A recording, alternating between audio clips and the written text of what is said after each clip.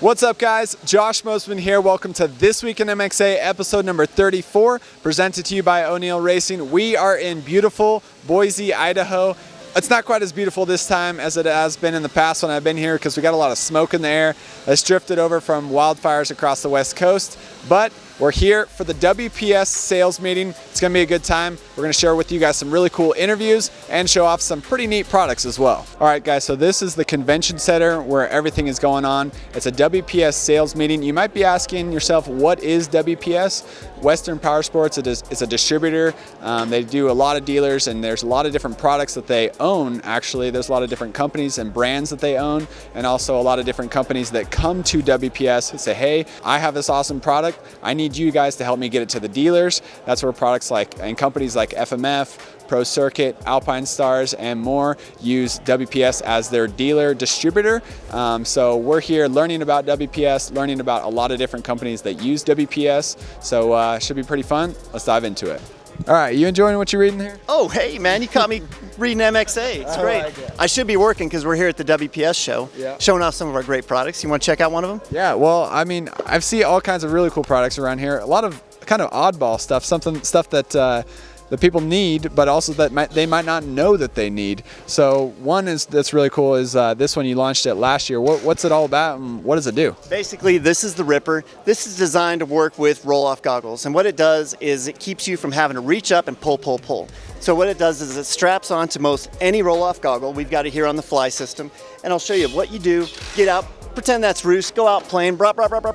Now, instead of having to wait for that safe time to reach up and pull, you can be at full race pace, and then right down here, the magic button, look up here, I press it, clears your vision that quick, all right? And you could go through the first turn of a motocross race and just hold it down, boom, always clear. Of course, you're out there riding the trails, you just need to get good, clear vision. This is gonna do it hands-free. Nothing else like it on the market. We're really excited about it. It's working great. Super cool.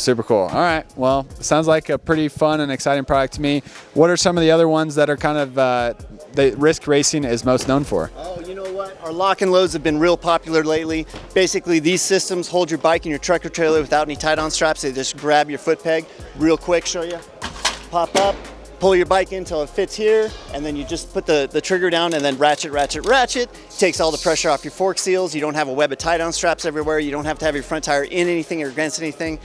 And it's freaking awesome. That's awesome. I like it. All right, good stuff. Lots of cool things here at the WPS sales meeting. All right, we are here with the Scott boys, Dave and Primo. These are two friendly faces that I've grown up seeing for a long time. I thought David's been around for longer, but now 6 years at Scott. And Primo, I mean, I grew up racing, seeing Primo as a friendly face for a long time, and now you've been with Scott for a while, so it's cool to see you guys here. It's cool to see what you guys got going on. Can you just give us a little rundown on what's going on with new products and new lenses? Yeah, absolutely. I mean, what Dave and I are holding here is the latest and greatest in our prospect line.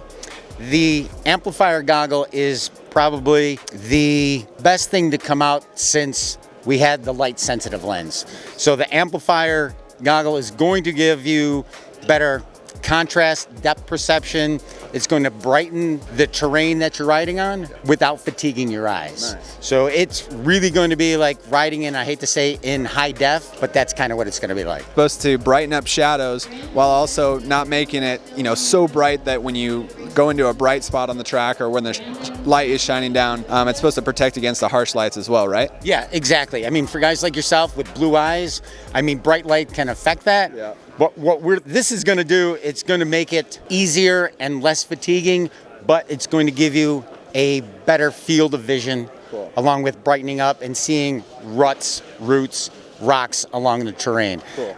This has been in some of our other goggles. This is the first time we've been able to bring it to the prospect, and we think it's really going to be the next best thing out there. Cool. All right, and then a quick story from the editor. I wrote for Fox, but I also wrote for Scott Goggles. Wrote for Scott Goggles as an amateur and as a pro.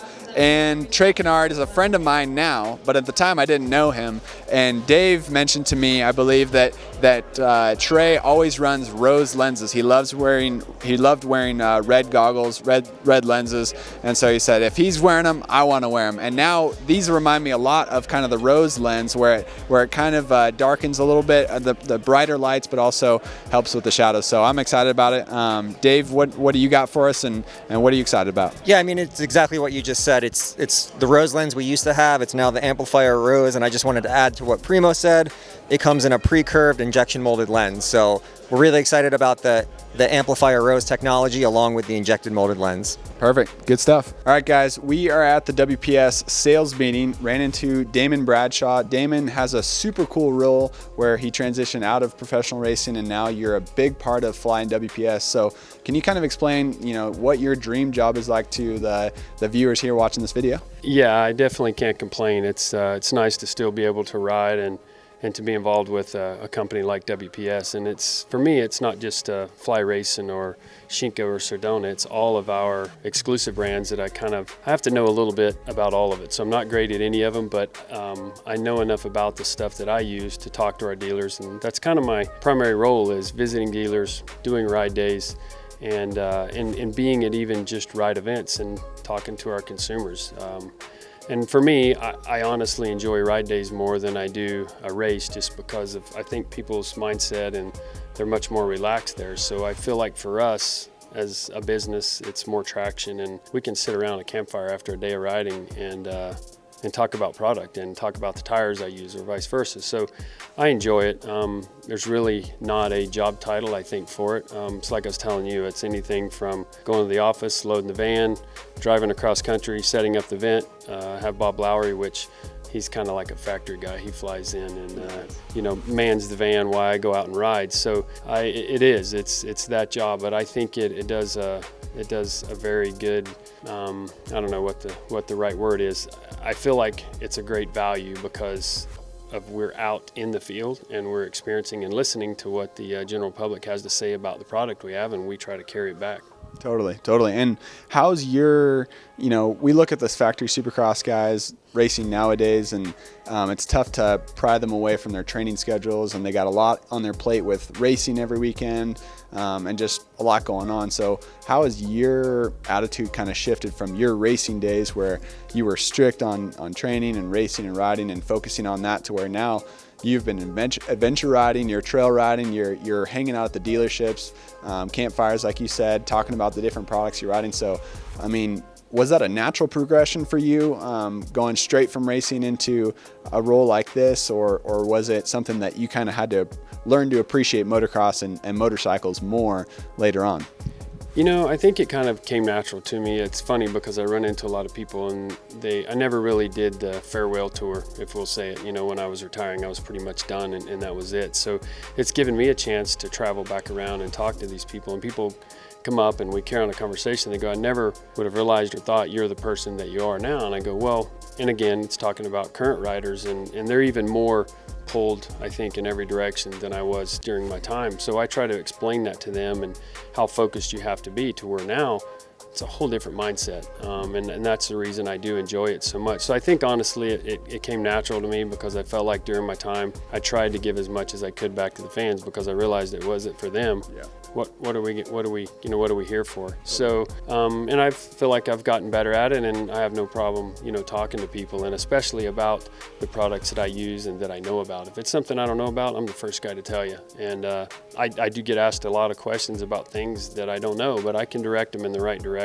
So again, it's a great role, and I do enjoy going to supercrosses, and after we have our setup and stuff out in the pits, with Fly Racing being a big sponsor, it's fun to go up and sit in the press box and watch, or in our VIP section. So, but I have a lot of respect for those guys. But then I think it's funny, because when I first retired, I don't want anything to do with any of it for several years, and it's like now at 49, I can't get enough of it. I still enjoy riding, and I get to ride all over the country, so it's pretty cool. That's cool. And it seems like it's a common theme for people that are sucked into the industry, guys that are racing, grew up racing, riding their whole lives, and they think about, oh, will my kids race? And they're like, I don't know, it's dangerous, there's a lot of commitments involved. What do you want to do when you get done racing? I don't know, I'm going to take a break. But it's like, you know, for me, when I go on vacation, I leave my dirt bike. I just want to ride more and more when I get home. And I think it's the same for a lot of people. So it's really cool to see that you're, you know, taking on that role on this side of the industry and diving forward with it. A little racing question here. What's your opinion on the Star Racing Yamaha team taking over the 450 program, and then now your guy Dylan Ferrandis is winning the championship in the 450 class? How's that going, and how did it happen in your eyes? You know, I really don't know probably the inside line. I think there was a lot of older guys there that had been there since I started as a kid. Keith McCarty, Mike Guerra, the list goes on. It was pretty cool to, you know, even 3-4 years ago, you could go into the pits and there was guys there that when I started there on mini bikes. So I wondered if all of them or any of them were ever going to retire. And so I think that's, those guys were very good, especially when I was there. And I just think times have changed, and definitely as you get older, you get more stubborn. And I think listening to the younger generation is very hard, which I think there's a lot there that we probably do need to listen to. So I think that, and a change. Sometimes, you know, you see a rider leave one team, they go to the next team, and then they're a different person. I don't think so much that it was the equipment or the people that were there. I just think it's a different atmosphere. It's a change. It's something new. So I think that has a lot to do with, you know, their success, and with Ferrandis, it's impressive, but it's bitching to see these guys doing as well as they are, and it being not necessarily a brand new team, but taking over the 450 team. And honestly, I didn't expect Plessinger. Yeah. I've always loved watching him ride. I like his riding style, and it really surprised me how well he hung it out this year, knowing that he was moving, right? He's moving to another team. That really surprised me, because a lot of times guys, I think when they get something locked down like that, they definitely don't go for it, but he did. That was impressive. Yeah, super cool. Awesome. Well, thank you for having us here at the WPS Sales Meeting. It's been fun hanging out, and cool to see guys like you walking around as well. So thanks for having us. Yep, thanks, man. Appreciate it. Cool. All right, guys, we're here with Doug, the sales manager for FMF Racing. A cool new logo on this two-stroke bike back here. What's going on here, and what made the change? Well, there's a couple things that are going on here. This brings a nice new look and a little bit of efficiency for us so that we can supply more product. But that's the new look that'll be coming to all of our plated two-stroke pipes, and our factory fatties will have some freshening up also as well. Again, we want to keep it fresh. We want to make it real. Performance-wise, this is a little less obstructive for the rider, so it should stay better looking longer also. Nice. In addition. Nice. All right, so that's a cool new kind of small upgrade, but a cool product for two strokes. Another question I have for you is the beautiful tie mufflers we got back here, the blue ones, versus the, you know, plain chromes, aluminum version. So obviously one looks really cool, the other one is still cool, but maybe not as cool as the blue. What's the performance difference for people back home that are wondering? They say, hey, should I invest in that expensive, really beautiful looking one, or should I go with the stainless? Well, it depends a little bit on your riding preference, because what we're finding, performance-wise, they're very similar. The blue titanium is a little bit lighter. You have to be a good rider to notice that, but certainly it is a little bit lighter. But the other factor that comes into play is durability. And we're finding many of the off-road guys, or guys who do a little bit of everything, prefer the aluminum.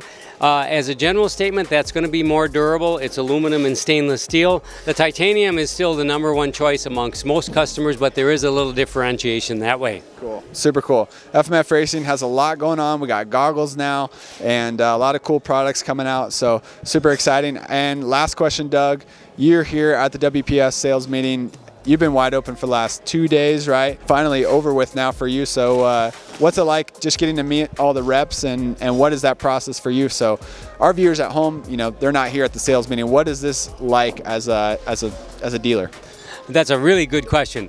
The main goal for being here is to help that sales rep who's going to be out in the field talking to the local customer's dealer, to help that dealer better supply the customer or better inform the customer so they're able to make a good, intelligent decision about the FMF product they want. Super cool. So that means you're on your game trying to teach people exactly what they need to know, right? Exactly correct. Cool.